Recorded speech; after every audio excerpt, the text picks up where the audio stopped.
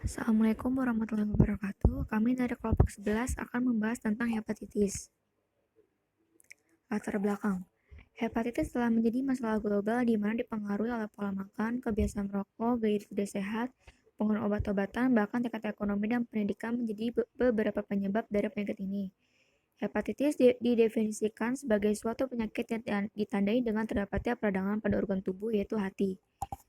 Jenis virus hepatitis ini ada hepatitis A, B, C, D, E, F, G, virus mononukleosis infeksiosa, virus demam kuning, virus mumps, virus rubella, virus herpes, dan sitomegalovirus. Sehingga pada kesempatan kali ini kami lebih berfokus pada jenis hepatitis A, B, dan C. Di Indonesia diperkirakan 28 juta penduduk terinfeksi hepatitis B dan C. 14 juta diantaranya berpotensi untuk menjadi kronis, dan 1,4 juta orang berpotensi menderita kanker hati, menurut Kemenkes RI tahun 2014. Selain itu, jenis hepatitis yang banyak menginfeksi penduduk Indonesia adalah hepatitis B sebanyak 21,8% dan hepatitis A sebanyak 19,3% dibandingkan dengan hepatitis C 2,5% dan hepatitis D, E sebanyak 1,8%. Menurut Riskesdas tahun 2013. Pada Riskesdas tahun 2018, prevalensi penyakit hepatitis di Indonesia mengalami kenaikan sebanyak 0,4%. Sedangkan pada tahun 2013, prevalensi penyakit hepatitis sebanyak 0,2%. Selanjutnya yaitu ada rumusan masalah. Yang pertama, apa itu definisi dan etiologi penyakit hepatitis A, B, dan C? Apa jenis hepatitis yang paling berbahaya? Bagaimana patofisiologi dan faktor resiko penyakit hepatitis A? Bagaimana masa inkubasi dan gejala klinis beserta tanda hepatitis A, B, dan C? Bagaimana cara pengendalian dan pencegahan hepatitis A, B, dan C? Bagaimana penanganan hepatitis menurut kesehatan masyarakat? Dan bagaimana prevalensi penyakit hepatitis di Indonesia dan wilayah atau provinsi dengan sejarah dan trennya? Dan juga prevalensi penyakit hepatitis di dunia serta negara-negara terbanyak penderitanya. Selanjutnya itu ada tujuan penelitiannya. Yang pertama, untuk mengetahui definisi dan etiologi penyakit hepatitis A, B, dan C, untuk mengetahui jenis hepatitis yang paling berbahaya, untuk mengetahui patofisiologi dan faktor risiko penyakit hepatitis A, untuk mengetahui masa inkubasi dan gejala klinis beserta tanda hepatitis A, B, dan C, untuk mengetahui pengendalian dan pencegahan, untuk mengetahui penanganan hepatitis menurut kesehatan masyarakat, dan untuk mengetahui bagaimana prevalensi penyakit hepatitis di Indonesia dan wilayah atau provinsi dengan sejarah atau trennya, dan juga prevalensi penyakit hepatitis di dunia serta negara-negara terbanyak penderitanya.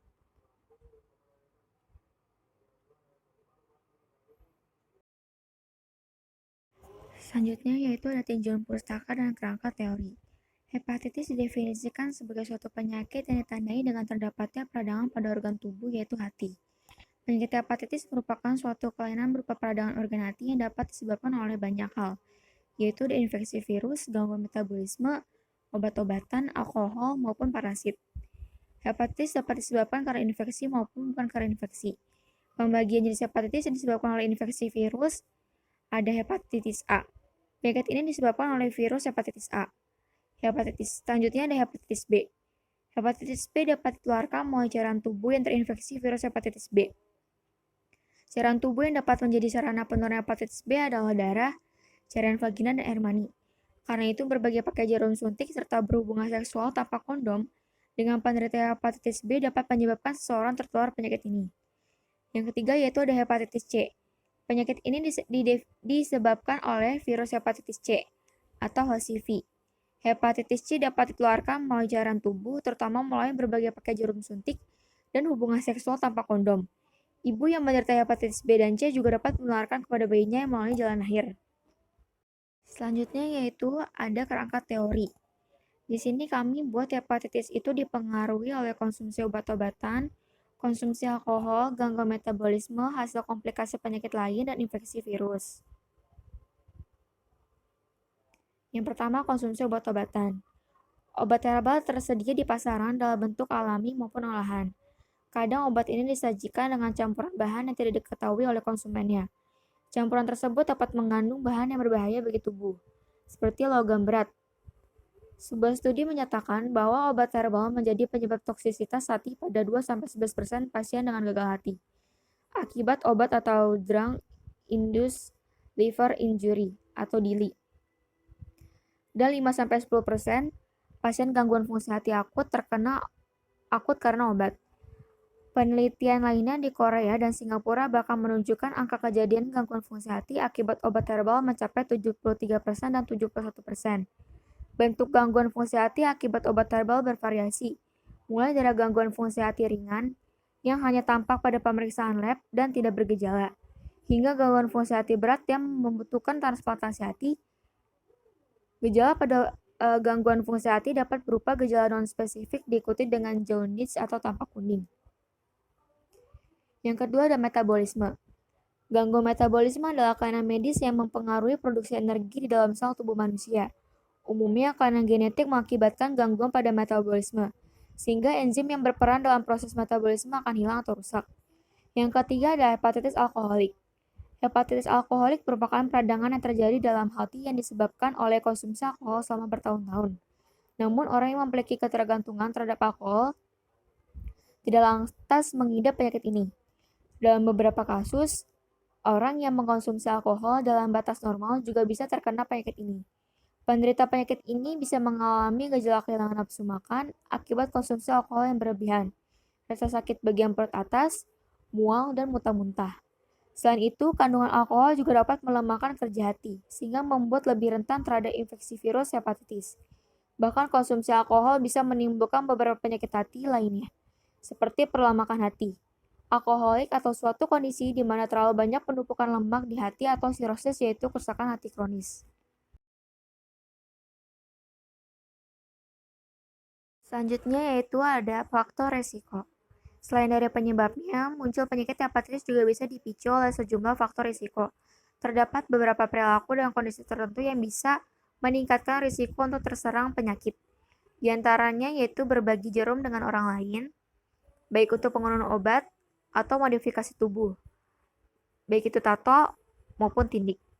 Melakukan hubungan seks tanpa kondom, menggunakan obat yang merusak hati, berbagi alat makan dengan penderita hepatitis A dan E, menggunakan sumber air dan makanan yang terkontaminasi, baik dari lingkungan, tempat tinggal, maupun tempat yang baru saja dikunjungi. Yang kelima ada komplikasi. Orang yang terinfeksi hepatitis B dan C berpotensi untuk mengalami komplikasi yang mengarah pada penyakit hati serius. Secara umum dialami jika infeksi HBV telah berlangsung dalam jangka waktu yang lama atau infeksi kronis. Beberapa komplikasi yang ditimbulkan oleh penyakit ini adalah yang pertama ada fibrosis. Tahap pertama dari kerusakan hati adalah fibrosis, di mana terjadi pengerasan jaringan hati atau kerusakan jaringan. Fibrosis akan berubah menjadi sirosis, bila diperlukan waktu hingga 20-30 tahun bagi fibrosis untuk berkembang menjadi sirosis. Yang kedua ada sirosis. Sirosis merupakan peradangan hati yang terjadi akibat infeksi virus hepatitis. Bisa menyebabkan luka yang merusak fungsi hati secara jangka panjang. Sirosis yang ditandai dengan munculnya luka pada hati menyebabkan hati tidak lagi berfungsi secara normal. Yang keempat ada kanker hati. Yang ketiga ada kanker hati. Penderita sirosis yang disebabkan oleh hepatitis memiliki peluang lebih tinggi untuk terkena kanker hati. Ketika kanker berkembang, ia akan menyebabkan gangguan pada fungsi hati sehingga memunculkan berbagai gejala berat. Selain itu, hepatitisnya juga meningkatkan resiko kanker hati. Dokter bisa menganjurkan tes USG hati setiap 6-12 bulan. Tes ini akan menunjukkan jika ada tumor yang mulai terbentuk. Yang keempat ada fulminan hepatitis B. Sistem imun yang bereaksi melawan infeksi virus dapat menyebabkan kerusakan hati parah, seperti penyakit ini. Gejala yang ditimbulkannya berupa kehilangan kesadaran, pembengkakan pada perut yang disebabkan akumulasi cairan, dan munculnya penyakit kuning. Keenam, ada hepatitis virus. Penyebab utama penyakit ini adalah infeksi virus yang berlangsung dalam hati sehingga menyebabkan peradangan. Kasus yang paling sering terjadi di Indonesia adalah infeksi virus hepatitis A, B, dan C. Ketiganya memiliki karakteristik virus yang berbeda sehingga berbeda pula cara penularannya. Yang pertama ada hepatitis A. Hepatitis A merupakan penyakit endemis yang menjangkit penduduk di negara berkembang. Penyakit ini memunculkan gangguan kesehatan yang paling ringan dibandingkan hepatitis lainnya. Selanjutnya yaitu ada hepatitis B. Mulanya orang yang terinfeksi hepatitis B akan menderita hepatitis B akut. Gejalanya tidak khas, yang muncul umumnya adalah mengalami rasa sakit di abdomen atau bagian perut atas di sebelah kanan. Muncul penyakit kuning atau ikterus dan urin yang berubah warna gelap dan pekat seperti teh. Selanjutnya ada hepatitis C. Penderita penyakit hati kronis seperti sirosis atau kanker hati cenderung lebih mudah mengalami hepatitis C. Umumnya infeksi yang disebabkan oleh HCV ini akan berkembang ke tahap kronis sehingga dibutuhkan pengobatan khusus. Sampai saat ini belum ditemukan vaksin dapat meminimalisir penyebaran HCV. Selanjutnya ada hepatitis D dan E. Meskipun kedua virus hepatitis lainnya, hepatitis D dan E ini tak banyak ditemukan kasusnya di Indonesia. Penyebarannya tetap perlu diwaspadai. Hepatitis D atau yang disebut dengan virus Delta merupakan jenis virus yang paling jarang ditemukan, namun juga paling berbahaya di antara virus hepatitis lainnya. Hepatitis D memerlukan hepatitis B untuk dapat berkembang biak sehingga hanya bisa ditemukan pada penderita hepatitis B. Hepatitis E memiliki karakteristik yang kurang lebih sama dengan hepatitis A, yaitu termasuk jenis virus RNA yang dikeluarkan melalui vesar oral atau masuk melalui mulut. Selanjutnya yaitu bab 3, kerangka konsep dan definisi operasional. Di sini kami buat hepatitis itu dipengaruhi oleh konsumsi obat-obatan, konsumsi alkohol, gangguan metabolisme, atau komplikasi penyakit lain dan infeksi virus. Variabel independennya itu ada konsumsi obat-obatan, konsumsi alkohol, gangguan metabolisme, atau komplikasi penyakit lain dan infeksi virus. Sedangkan variabel dependennya itu ada hepatitis. Selanjutnya yaitu bab 3, kerangka konsep dan definisi operasional. Di sini kami buat hepatitis itu dipengaruhi oleh konsumsi obat-obatan, konsumsi alkohol, gangguan metabolisme, atau komplikasi penyakit lain dan infeksi virus. Variabel independennya itu ada konsumsi obat-obatan, konsumsi alkohol, gangguan metabolisme, atau komplikasi penyakit lain dan infeksi virus. Sedangkan variabel dependennya itu ada hepatitis. Selanjutnya, saya akan membahas tentang definisi operasional. Yang pertama, konsumsi obat-obatan. Bahaya obat bebas bisa muncul jika dikonsumsi melebihi takaran yang disarankan dan dapat membuat Anda berisiko mengalami gejala atau bahkan penyakit tertentu. Jenis efek samping yang diakibatkan dapat berbeda sesuai dengan jenis obat yang dikonsumsi.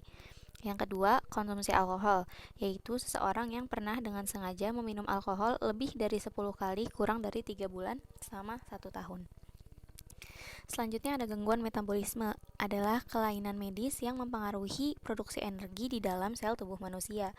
Umumnya, kelainan genetik mengakibatkan gangguan pada metabolisme, sehingga enzim yang berperan dalam proses metabolisme sel hilang atau rusak. Selanjutnya ada hasil kompilasi penyakit lain, yaitu adanya gangguan pada organ lain yang kemudian berpengaruh pada hati. Selanjutnya ada infeksi virus, adalah kondisi ketika virus masuk ke dalam tubuh seseorang, kemudian menyerang sel tubuh dan berkembang biak. Selanjutnya, saya akan bahas tentang variabel dan alat ukur. Variabelnya, seperti yang disebutkan tadi, ada konsumsi obat-obatan, konsumsi alkohol, gangguan metabolisme, hasil kompilasi penyakit lain, dan infeksi virus. Di sini, alat ukur yang digunakan adalah kuesioner. Cara ukur yang digunakan adalah wawancara. Hasil ukur yang pertama, untuk konsumsi dan obat-obatan ada 2, pernah dan tidak pernah, yang menggunakan skala ukur ordinal. Selanjutnya, konsumsi alkohol dengan hasil ukur pernah dan tidak pernah dengan skala ukur ordinal.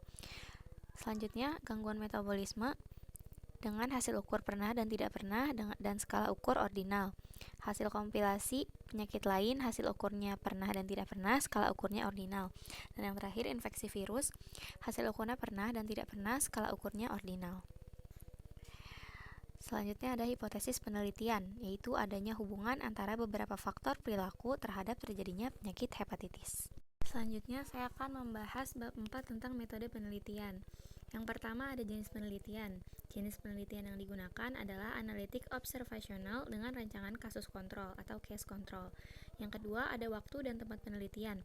Nah, penelitian yang kita ambil ini dilakukan di Kecamatan Depok, Kabupaten Sleman, Provinsi Daerah Istimewa Yogyakarta pada bulan April-Mei 2013. Yang ketiga, ada populasi dan sampel penelitian. Populasi itu adalah seluruh warga yang berdomisili di wilayah Kabupaten Sleman yang didiagnosa menderita hepatitis A oleh dokter yang dikonfirmasi dengan pemeriksaan laboratorium dan rekam medis. Sedangkan kontrol adalah orang-orang yang tidak menderita hepatitis A yang berada di lingkungan yang sama dengan kasus seperti tetangga, teman akrab kasus, teman kampus, teman kerja, atau teman yang tinggal di kos-kosan yang sama dengan kasus. Perbandingan jumlah kasus dan kontrol adalah 1:1, dan teknik pengambilan sampel yang digunakan adalah consecutive sampling. Yang keempat, ada teknik pengumpulan data. Instrumen yang dilakukan adalah data rekam medis rumah sakit berisi alamat dan nomor telepon penderita hepatitis A serta kuesioner terstruktur. Data dikumpulkan melalui wawancara langsung dan melalui telepon. Yang kelima, ada pengolahan dan analisis data. Analisis data yang dilakukan adalah uji C-square untuk uji bivariat dan regresi logistik untuk uji multivariat. Nah, selanjutnya ada bab 5, yaitu hasil penelitian. Penelitian ini melibatkan 280 responden, yaitu 140 kasus dan 140 kontrol.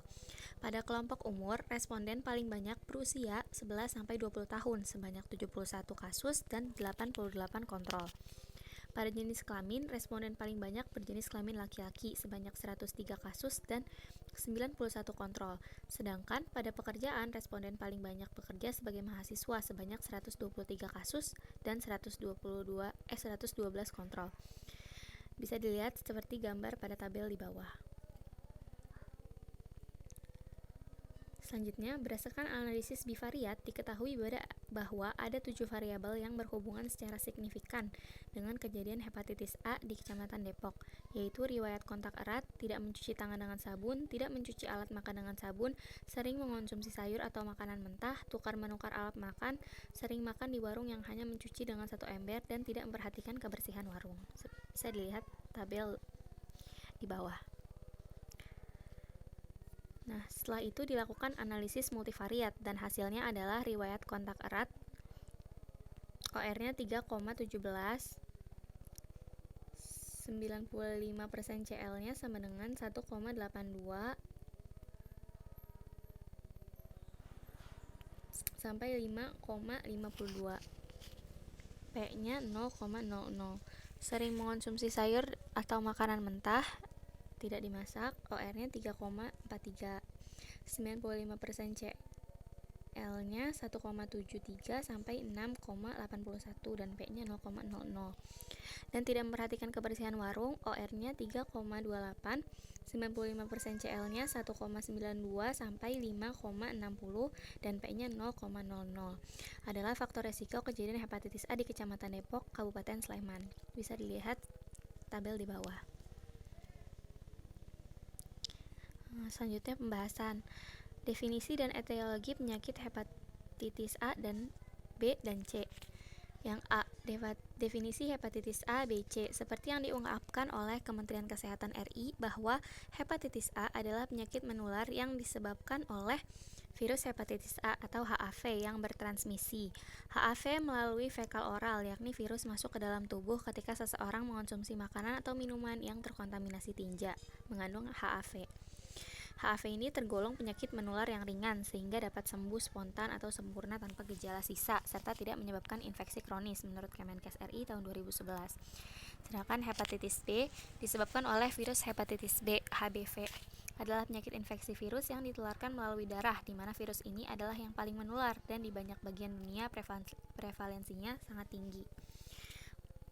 Franco et al. Tahun 2012 mengatakan, infeksi virus hepatitis B merupakan masalah kesehatan masyarakat yang serius, di mana infeksi dapat ditularkan melalui hubungan seksual, kontak kesehatan masyarakat yang serius, di mana infeksi dapat kontak parenteral atau dari ibu yang terinfeksi kepada bayinya saat lahir, dan jika menginfeksi sejak awal kehidupan dapat menyebabkan penyakit hati kronik, termasuk sirosis dan karsinoma hepatoseluler.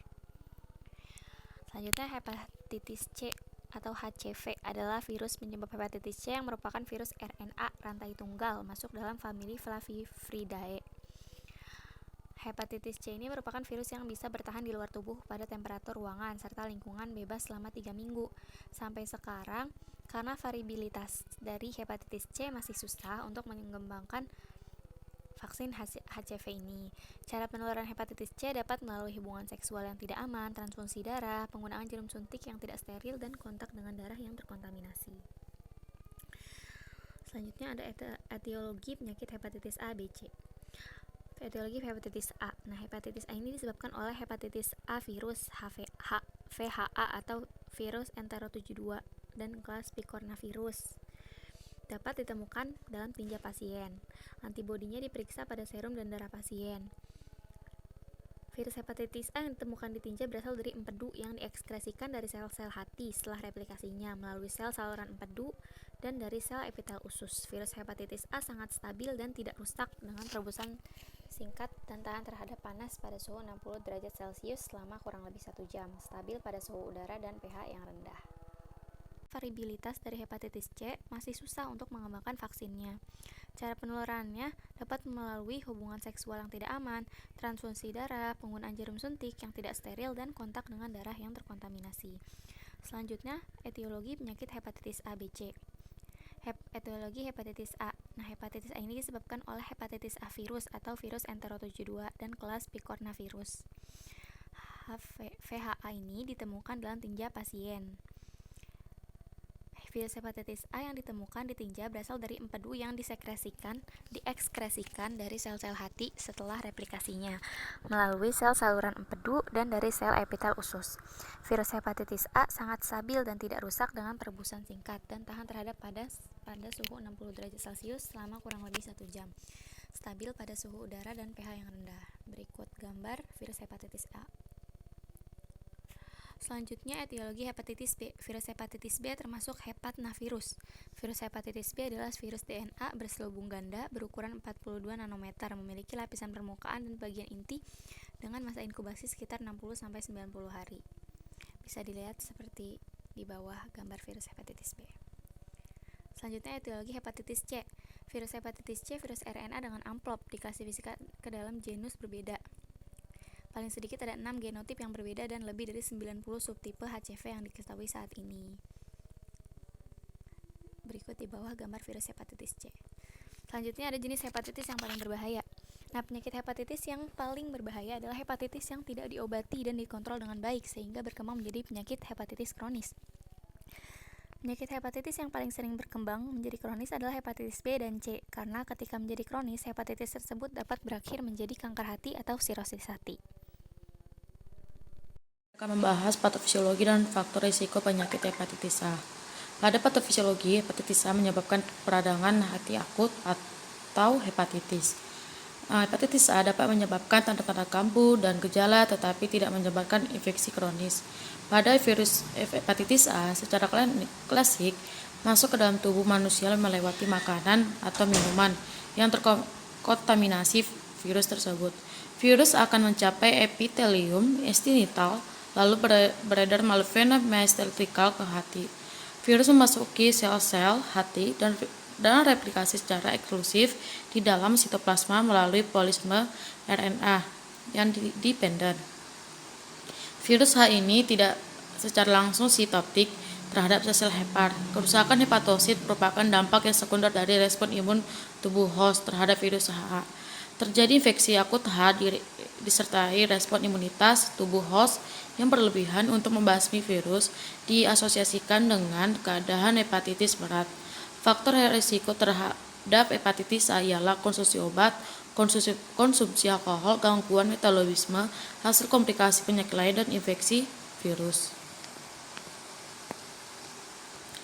Sekarang saya akan membahas soal pembahasan. Pada masa inkubasi dan gejala klinis beserta tanda gejala hepatitis A dan B, C. Masa inkubasi gejala klinis terhadap tanda hepatitis pada hepatitis A adalah 14-50 hari dengan rata-rata 2-28 hari. Penularan berlangsung dengan cepat. Gejala hepatitis A yaitu terasa kurang sehat, merasa sakit, demam, mual, muntah, kurang nafsu makan, perut terasa kurang enak, diikuti dengan air seni berwarna pekat, tinja pucat, dan penyakit kuning ilterik atau mata kuning menjadi kuning. Hepatitis A tidak mengakibatkan penyakit jangka panjang dan kematian. Akibat hepatitis A jarang terjadi. Jangka waktu antara kontak dengan virus dan timbulnya gejala biasanya 4 minggu, tetapi dapat berkisaran antara 2 sampai 7. Pada hepatitis B, masa inkubasi biasanya adalah 45 sampai 180 hari, rata-rata 60 sampai 90 hari. Paling sedikit diperlukan 2 waktu minggu untuk bisa menentukan HSBG-Ag dalam darah dan jarang sekali mencapai 6 sampai 9 bulan. Perbedaan masa inkubasi tersebut dikaitkan dengan beberapa faktor antara jumlah virus dalam E. coli, cara penularan dan faktor menjamunya. Gejala klinis dan hepatitis yaitu A. Hepatitis akut, gejalanya malaise, rasa lemas, lelah, aknokresia, mual, muntah, dan lain-lain. Dan perubahan warna urin menjadi coklat dapat dilihat dari antara 1 sampai 5 hari sebelum timbulnya icterus atau warna kekuningan. Fase prodromal tersebut berlangsung antara 3 sampai 14 hari. Pada hepatitis B kronis, gejalanya pada anak-anak atau pada dewasa muda. Sistem imun tubuh toleran terhadap VHB sehingga konsentrasi virus dalam darah tinggi, tapi tidak terjadi peradangan hati yang berarti. Pada C biasanya berkisar antara 2 minggu sampai 6 bulan, biasanya 6 sampai 9 minggu. Infeksi kronis dapat berlangsung lama sampai 20 tahun sebelum timbulnya gejala cirrhosis atau hepatopa. Gejala biasa disertai dengan anakrois, gangguan abdominal tidak jelas, mual, muntah, berlanjut dengan icterus, lebih jarang jika dibandingkan hepatitis B. Separuh orang yang mengalami infeksi kronis dapat berkembang menjadi hepatitis atau kanker hati. Diagnosis ditegakkan dengan ditemukan antibodi virus hepatitis C atau anti-HIV. Kini pengendalian dan pencegahan hepatitis A dan B, C. Penderita hepatitis A dapat sembuh dengan beristirahat dan makanan bergizi dan perilaku hidup bersih dan sehat, seperti olahraga, cuci tangan, dan lain-lain. Upaya pencegahan hepatitis B dengan cara imunisasi merupakan salah satu cara efektif. Imunisasi B dikenal dengan 2 macam jenis, yaitu imunisasi aktif dan pasif. Yang aktif adalah kekebalan tubuh dibuat oleh tubuh sendiri dengan terpajan antigen plasma antivirus atau SARS-DDR virus hepatitis B. Sedangkan pasif adalah kekebalan yang diperoleh dari luar tubuh dengan cara pemberian HBI. Pada hepatitis C, di dunia selain mengandung faktor risiko penyakit, dilakukan dengan pengobatan hepatitis C dengan cara direct acting retrieval atau DAA. Dalam penanganan hepatitis A, menurut kesehatan masyarakat A, melakukan promosi kesehatan. Pengendalian risiko dilakukan dengan cara dia meningkatkan perilaku hidup bersih dan sehat dan meningkatkan kualitas lingkungan. Pada promosi kesehatan itu misalnya dengan melakukan peningkatan pengetahuan masyarakat terhadap gejala, cara penularan, cara pencegahan, penanganan penderita, dan restasi obat hepatitis virus. Menghilangkan stigma dan diskriminasi terhadap warga dengan hepatitis virus dan lain-lain. Penanganan hepatitis menurut kesehatan masyarakat ada perlindungan khusus dan imunisasi. Kalau yang khusus ini dilakukan dengan paling sedikit dengan penggunaan kondom, penggunaan alat pelindung diri, mencegah penggunaan jarum suntik dan terkontaminasi. Pada imunisasi ini contohnya hepatitis A dan hepatitis B. Kalau B itu aktif dan pasif. Dan pemberian imunisasi hepatitis A dianjurkan diberikan kepada pelaku perjalanan ke daerah epidemis. Dan pemberian hepatitis B yang aktif wajib diberikan kepada bayi yang baru lahir segera setelah kelahirannya. Pada yang pasif diberikan kepada bayi yang baru lahir dari ibu hepatitis B dengan segera setelah kelahirannya. Penyakit hepatitis di Indonesia dan wilayah provinsi dengan sejarah dan tren yang prevalensi penyakit hepatitis di dunia serta negara-negara terbanyak penderitanya. Menurut hasil Rikedas tahun 2013, jumlah orang yang diagnosis hepatitis di fasilitas kesehatan berdasarkan gejala yang ada menunjukkan peningkatan 2 kali lipat apabila dibandingkan dari data tahun 2007. Sedangkan pada tahun 2018 mengalami peningkatan juga. Prevalensi yang pada ini paling terbanyak itu bisa dilihat pada Aceh dan Papua. Prevalensi penyakit hepatitis Indonesia yang terbanyak.